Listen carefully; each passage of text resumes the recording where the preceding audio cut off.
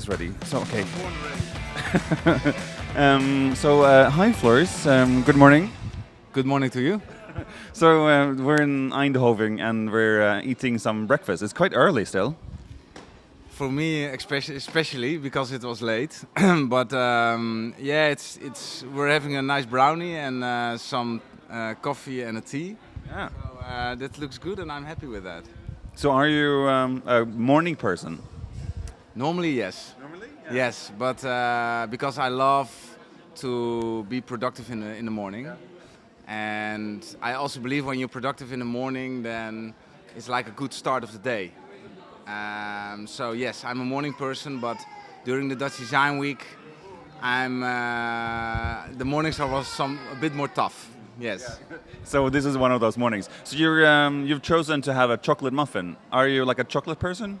I'm totally a chocolate person, but I have my periods. So I'm like I have like a chocolate period, and I eat myself crazy on chocolate. And to be very honest, lately I didn't eat a lot of chocolate, but this muffin could be like a start of a new period, you know. So Winter is coming. Winter's coming. So let's do chocolate, right? let's do chocolate, and this is a very good muffin, so it's a good start. So how often do you come? We're now at Piet Hein Eek's space here in Eindhoven. How often do you come here? I should come more because Piet Hein I know Piet Hein quite some time, and he's a friend of mine. And the problem is that I'm very busy with work, and so I don't have always enough time to visit him. But I'm here like maybe 2 or 3 times a year, and already presenting many times at Piet Hein Eek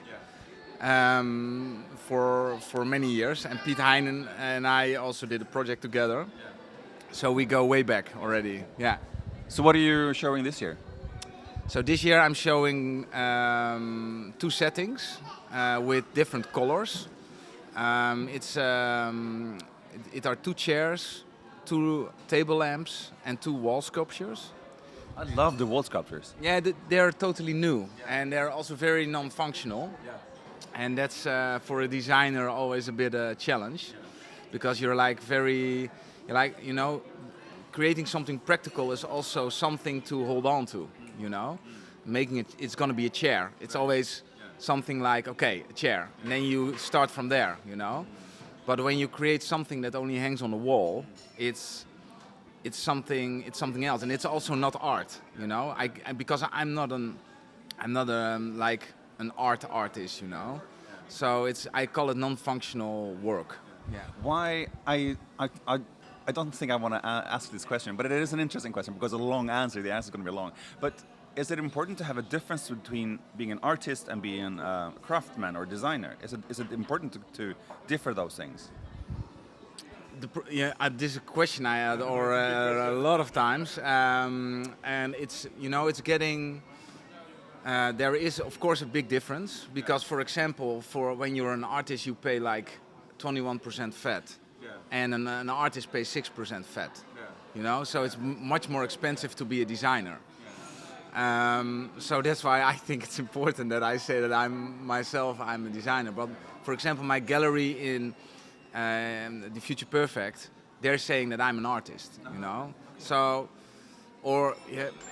but sometimes it's and also the boundaries between a designer and an artist are getting all the time closer. Also because like the designer is operating in the field of an artist, for example in museums.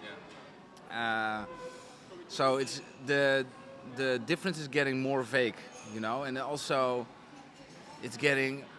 But to be very honest, that was more in my time. But now, what you see now, for example, at the graduation show at the Design Academy, you see a lot of social work, and so there is something changing in the design world, you know. And new generation designers are really focused on the more ethical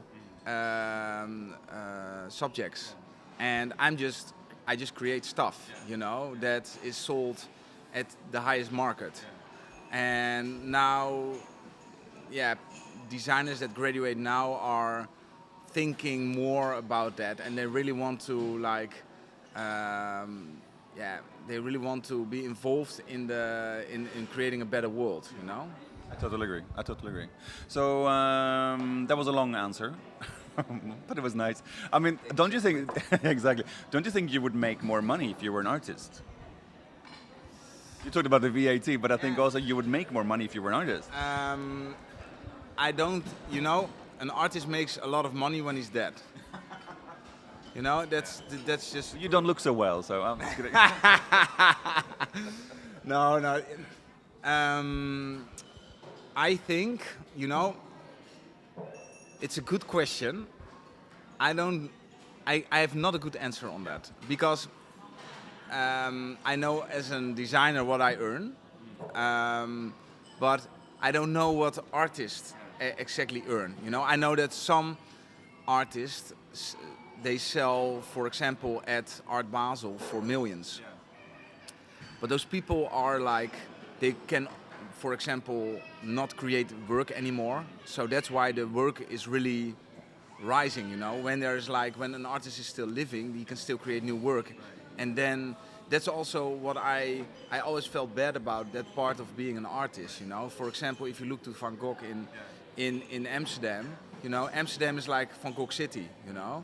And he never get this, never had this, he never experienced this appreciation. And that's something of being an artist, you know, that you're like, you're almost not deserved to receive a lot of appreciation sometimes, you know. You need to be, you cannot be commercial, you cannot, yeah, so in that way I'm really a designer. And for me it's just difficult to say if I would have earned more money when I would be an artist, you know. It's difficult. Let's move on. We have only like a few minutes, so I'm trying to figure out what the most interesting questions would be for you. But I do want to talk to you because you're a designer who works a lot with galleries.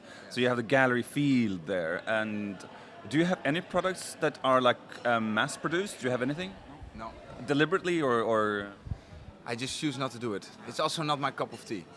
I'm good in creating unique pieces, and of course, there are some factories or labels who want to work with me, but I just don't have the time also. But it's also that I just don't enjoy it that much to create a mass product. Maybe in the far future, you know.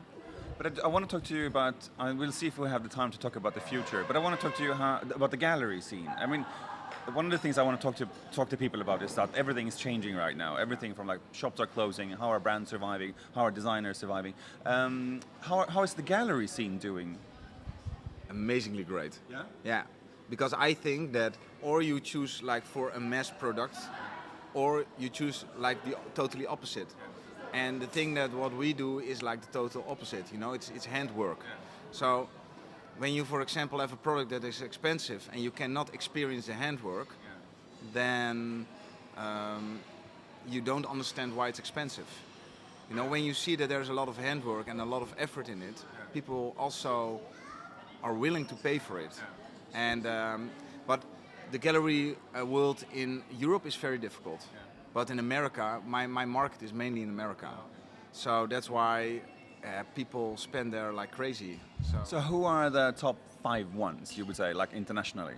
Because you're working with, you mentioned Future Perfect already. Yeah, it's Future Perfect, Friedman Benda, Carpenter's Workshop, a rent company, and...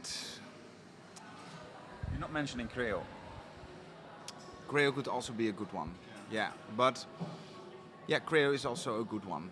But for me, if I talk to other designers who they want to sell their work with, these are the galleries they mention.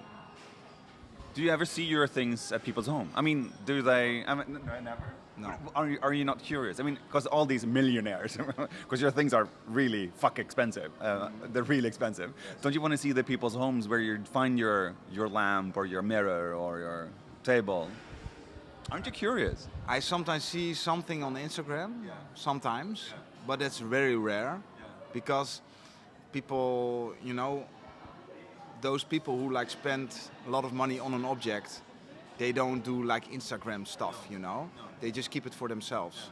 That sometimes is a bit pity, you know, because you work so long for an object, and I also don't know who it's sold to, you know, and there are maybe some very famous people who have my work, but I don't know.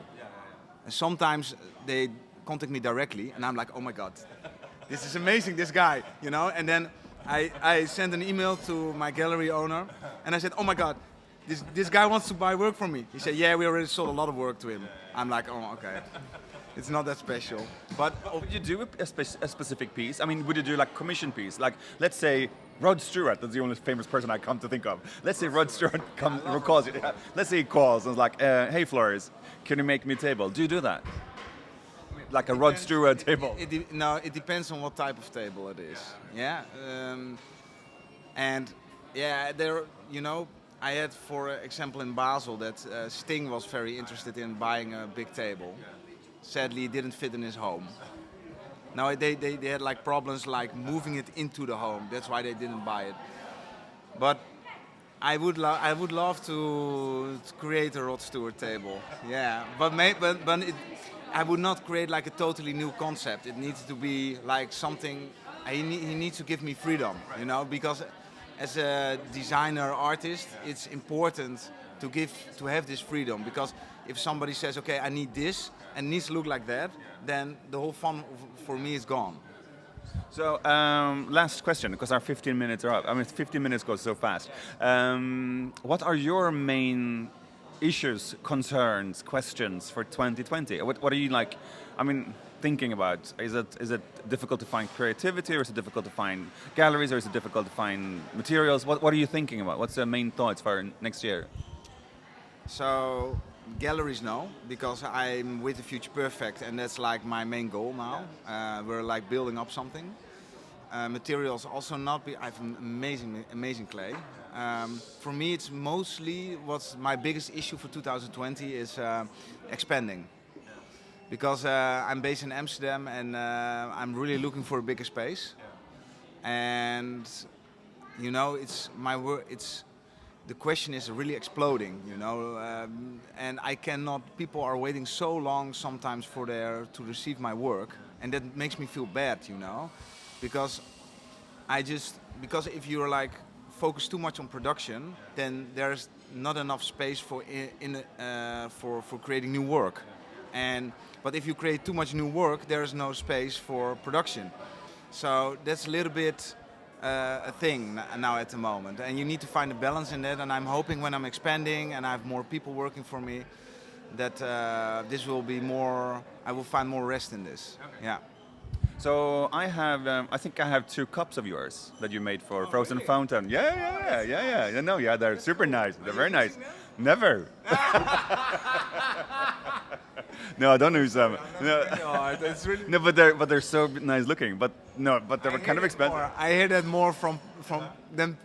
To be very honest, I don't make these cups anymore because it's a lot of work in it, and they're really cheap, you know. For my not me, not for me. No. But if you compare it to my other work, and so affordable, we'd say affordable. Yeah, affordable. And then I hear people talking about, okay, we have these cups, and say, oh, you're using them? They're great, right, to drink from? No, we're not using them. And I'm like, okay, what the fuck is it? It's like my most practical object I ever made in my life, and then they're not using it, you know. So it's funny. But it's also, I also like that people like can really cherish a small object like that. That I also really appreciate that. Yeah. Well, thanks for seeing me, Floris. Have a great Dutch Design Week, and I'll see you next year again, I hope. Thank you. Bye. Ciao.